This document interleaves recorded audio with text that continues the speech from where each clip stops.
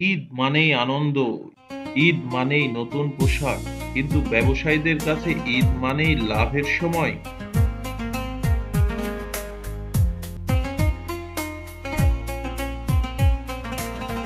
ভাই, এবার কাপড়ের দাম কত রাখবো? গতবারের চেয়ে অনেক বেশি মানুষ আসবে মনে হচ্ছে। বেশি মানুষ আসলেই তো ভালো। দাম আরো বেশি বাড়িয়ে দে, মানুষ কিনবেই। কিন্তু আগের বছর তো এই কাপড় ১,০০০ টাকায় বিক্রি করেছিলাম। এবারও যদি ১২০০ বা ১৩০০ টাকায় রাখি তাহলে তো ভালোই লাভ হবে। আরে বোকা, ১২০০ বা ১৩০০ টাকায় বিক্রি করলে কি কিছু হবে? শোন, ১,০০০ টাকার কাপড়ে নতুন স্টিকার লাগিয়ে দে, ১৫,০০০ টাকা লিখে দে।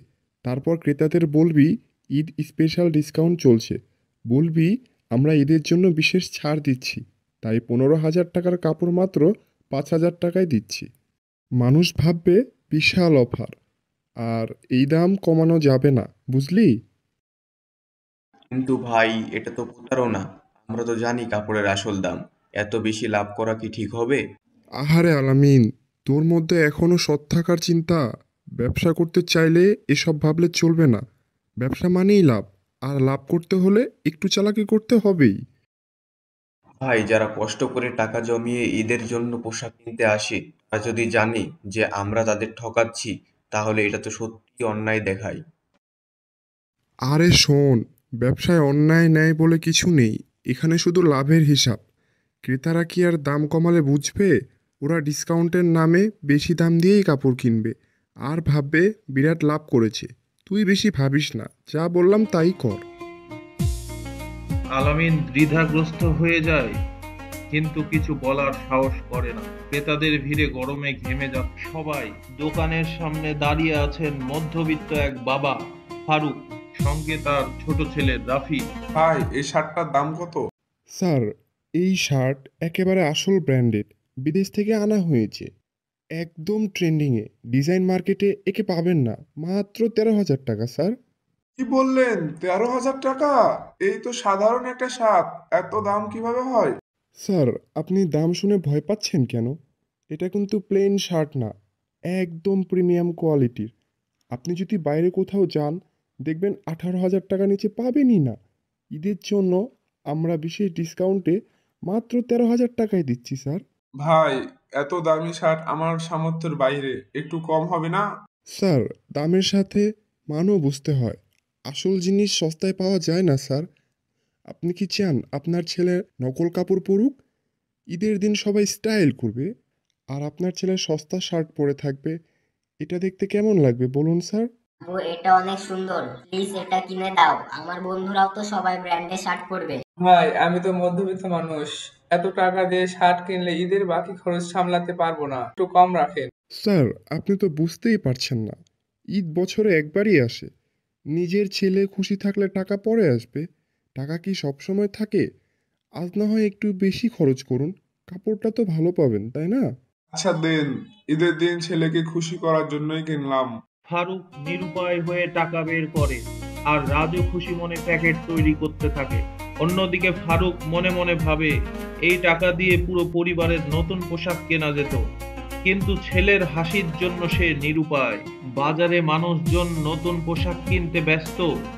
রাকিব নামের একজন ক্রেতা হাতে একটি শার্টের ব্যাগ নিয়ে হাঁটছেন। হঠাৎ তার চোখে পড়ে অন্য একটি দোকানে ঝুলে থাকা ঠিক একই ডিজাইনের শার্টের দিকে।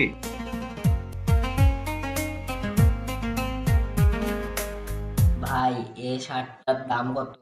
স্যার, এটা তো দেশি ব্র্যান্ডের শার্ট। দাম মাত্র ১,০০০ টাকা। ঈদ উপলক্ষে অফার চলছে, চাইলে আরো একটু কম রাখতে পারি। কি বললেন, ১,০০০ টাকা? এটা কিভাবে সম্ভব? রাকিব তাড়াতাড়ি নিজের ব্যাগ থেকে বের করে রাজুর দোকান থেকে কিনা একই রকমের শার্ট। ভাই, আমি তো ঠিক এই শার্টটা রাজুর দোকান থেকে ১৫,০০০ টাকায় কিনেছি। এটা কিভাবে সম্ভব? স্যার, আপনি বড়সড় প্রতারণার শিকার হয়েছেন। ওরা আসলে দেশি কাপড়ের উপর বিদেশি ব্র্যান্ডের স্টিকার লাগিয়ে দেয়। আসল দাম ১,০০০ থেকে ১৫ টাকার বেশি না, কিন্তু ব্র্যান্ডেড বলে ১০ থেকে ১৫ গুণ বেশি দাম নেয়। তাহলে আমি কি প্রতারিত হলাম? শুধু আপনিই না ভাই, অনেক মানুষই এভাবে প্রতারিত হচ্ছে, কিন্তু সবাই চুপ থাকে, তাই তারা এটা বারবার করতে পারে। এটা তো চরম প্রতারণা। এভাবে মানুষ ঠকিয়ে তারা প্রতিনিয়ত ব্যবসা করছে। এবার ওদের উচিত শিক্ষা দিতে হবে। রাকিব রাগান্বিত হয়ে রাজুর দোকানের দিকে রওনা দেয়। রাজুর দোকানের সামনে ক্রেতাদের ভিড়। রাকিব ক্ষুব্ধ হয়ে দোকানের সামনে এসে দাঁড়ায়। তার পাশে আরো কিছু প্রতারিত ক্রেতা। বাজারের অন্যান্য মানুষও আগ্রহ নিয়ে তাদের কাছে আসে। ভাই, এ দোকানদার আমাদের প্রতারণা করেছে।